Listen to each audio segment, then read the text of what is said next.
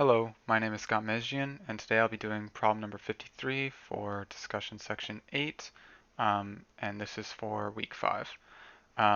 This problem talks a lot about the history behind Kuhn's tube, and here it is. Here's the system. Basically what happens is this piston vibrates, and piles of quark particles gather at certain intervals. So now it asks if the tube were to be filled with oxygen, uh, what would be the speed of sound? Um, so uh, some things to keep in mind is that this 400 hertz frequency of the piston and the 123 centimeters are just for oxygen. So now I have copied this image, and I've also written down some things to think about while we solve this problem. So first thing we want to do is think about the context of the problem. So it's asking us about oxygen, the speed of sound of oxygen specifically. We know that the speed of sound in regular air, or in the atmosphere, is 443 meters per second.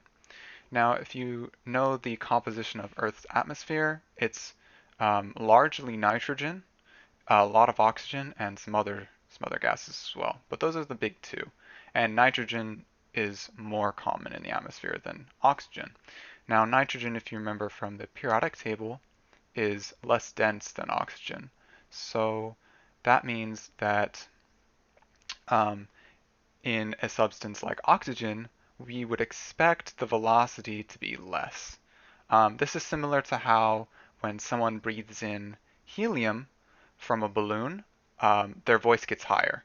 And that's because the speed of sound in helium is much higher. So conversely, if the uh, the substance was denser than regular air, we would expect it to be lower than the speed of sound. So now let's think about this problem specifically. Let's write down our knowns. So our knowns, the only thing we know specifically for sure is that the frequency of this piston is 400 hertz. Now we can write down some relevant equations. Well, we know we're trying to solve for v, a speed of sound, and we have a frequency. So what equation comes to mind is v equals lambda f. So in this equation, we do need a lambda to solve for our velocity that we want. So let's go ahead and find that using these piles of quark particles. So what we have here is that at these intervals, we have quark particles. Now, if we think about just one space, there's three of these in this 123 centimeter interval, that would just be 123 divided by 3 to get one of these intervals, just for our sake of the problem. Now, we want to find the wavelength, and a wavelength is just one spot on the graph to wherever it appears next. So if we take this spot, for example, we want to look for the spot where it's in the middle of the graph and it's going down. So that'd be here. And if we notice, this is just two sections of 41 centimeters. So that'd just be 2 times 41, which is 82 centimeters. And if we change that to meters, it's 0.82 meters. Now all we have to do is plug it in. So V is equal to lambda, which is our 0.82 meters, times our 400 hertz frequency.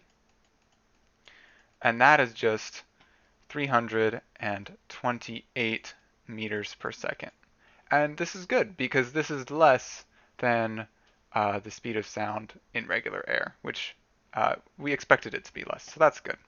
Also, if you want a bit of context for the problem, just to make sure I said everything right, we can see here that the speed of sound in helium is indeed quite high. It's about 1007 meters per second. And just to check ourselves as well, we can also look up the speed of sound in oxygen, which is about 326, which is very close to our answer, so I think we're right in this solution. Yeah, let me know if you have any questions in the when you grade me. Thank you.